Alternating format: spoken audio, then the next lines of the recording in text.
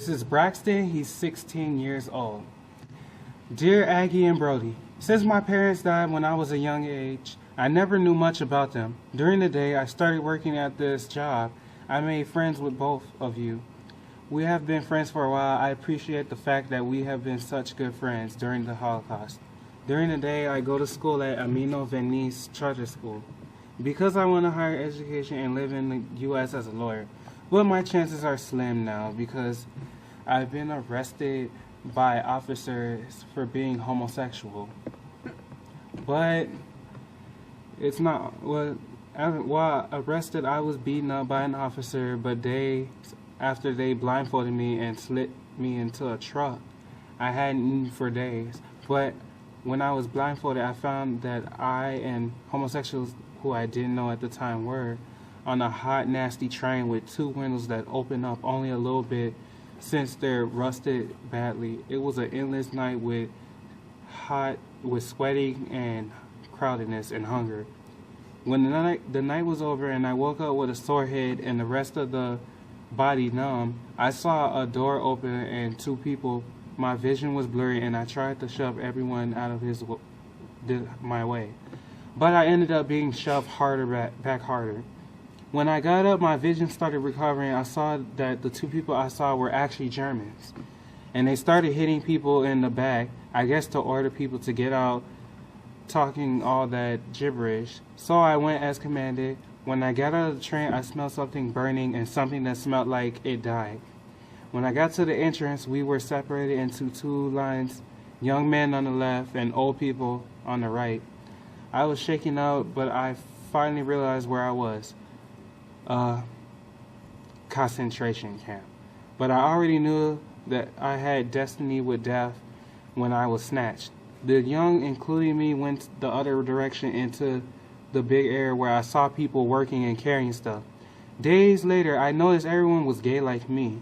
It's been a hell with all this work and occasionally beatings. It's taught me to be a little tougher. I mean, I'm not really all that scared of death like I used to be, but, I'm still a little bit scared. I made a few friends named John and Neff. They helped me out of trouble when I needed it. Days later, Neff came up with a plan escaping the camp. It was successful because he heard the rumors that the Russians were coming and were going to attack the camp and that we were going to evacuate, and we found a little hole out of the ground, and people who were sick had to stay, or they could escape with the other Germans and the other people who weren't sick. But we escaped at least 40 feet from the camp. I'm not going to ride anymore because I might still die from this escape and it's pointless. LaBelle was born on December 3, 1920 in Bremen, Germany. Frederick grew up with one sister and a single mother. Frederick was an inspiring play director and found work as a set designer. He was openly homosexual and was accepted in the theater community. He was sent to a concentration camp in 1941 but survived and moved to America to be with his partner Hayes. Frederick wrote to his best friend at that time, Hayes, in 1940, who had immigrated to the U.S. a few years earlier. Dear Hayes, the situation in Germany is very bad right now. I'm a homosexual looking for freedom. I live in a world where people don't accept you for who you are. My sister and my mother are all I have right now. They're together, but I'm no longer with them. 100,000 men were arrested as homosexuals. 50,000 of the men have sentenced to prison in the concentration camps. I was chosen to work in the camps because I am strong and tall. Homosexuals get treated like we're animals because we're like the same gender. The Nazis are against homosexuals for many reasons, but one of the main reasons is because they think it's like abortion to be a homosexual. Many of our theater friends have perished. The local theater has been closed and they burned down our nightclub. I have a little hope for the future, but hope to see you once again. Sincerely, Frederick. Rudolf Menz. Rudolf was a young man that was from Germany and was only 19 when everything in his life started to go wrong. He loved theater and grew up loving it. He liked going to clubs with his friends, but stuff started to go wrong to the clubs he hanged out in. Closed down, his friends getting killed, him being sent to jail. Well, better off was camp, where they worked 12 hours a day. Well, here's a letter that he wrote, so that when everything was over, someone could find his letter and read it and know the way they lived during the Nazi. Dear unknown person, I was born in Germany in 1910. I grew up in Berlin. I began to develop a love for theater when I was 19. I began acting in roles at the local theater. I was also an apprentice to a printer, but I didn't like the work as much as being in theater and acting.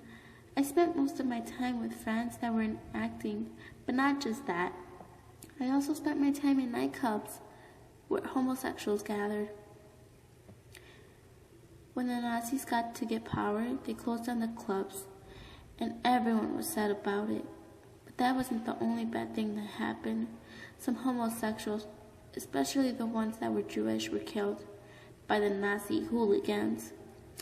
I had a best friend called Lucy, a drag queen, was stabbed to death.